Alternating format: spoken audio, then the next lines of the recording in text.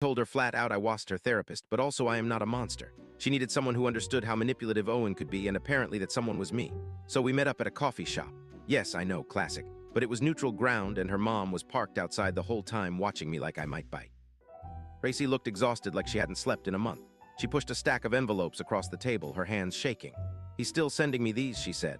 Inside were cards with Owen's signature, plus a couple of receipts for stuff he apparently bought for the baby. With my money, I might add. Tracy said she was considering filing for a restraining order, but her mom wasn't sure if it would just make things worse. I had no advice for that. I barely knew how to get through my own day at that point. We sat there a while, just two women who'd been lied to. And for a weird moment, it was almost normal. I don't know. There was this sense that neither of us was the villain here, even if the story looked wild from the outside. Back at home, things were anything but normal. I had to deal with practical stuff, changing the locks, figuring out which bills were in my name. Spoiler, not as many as I thought. Getting Owen's junk packed up. My mom insisted on helping, which meant she showed up with 3 empty suitcases and a box of lemon bars, lecturing me about setting boundaries while also putting my laundry away and reorganizing my pantry. I didn't have the heart to stop her.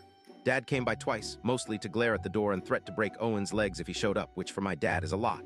Here's where things got even messier. Owen started playing dirty. He emailed our landlord, who had never even met in person. Owen always handled that stuff and tried to get me taken off the lease. Claimed I was no longer a resident and was harassing him and his pregnant partner. I found out because I got an email from the landlord asking for clarification. I had to send over my ID, utility bills, and a copy of the marriage certificate just to prove I lived there. The landlord was awkward about it. Said he didn't want to get involved in personal disputes, but then started dropping hints that maybe one of us should consider moving out for everyone's peace of mind. The biggest shock was how many people just didn't want to pick a side at all. I mean, I get it. Nobody wants to be in the middle. Get it? Nobody wants to be in the middle, get it? Nobody wants to be in the middle of a breakup. But after everything that happened, I thought there'd be some basic sense of right and wrong. Instead, it was all, let's just move on. It's none of our business. And my personal favorite, these things are never black and white. Like, sorry, but if your spouse fakes your pregnancy to cover for his real one with someone else, I'm pretty sure that's not a gray area, but whatever.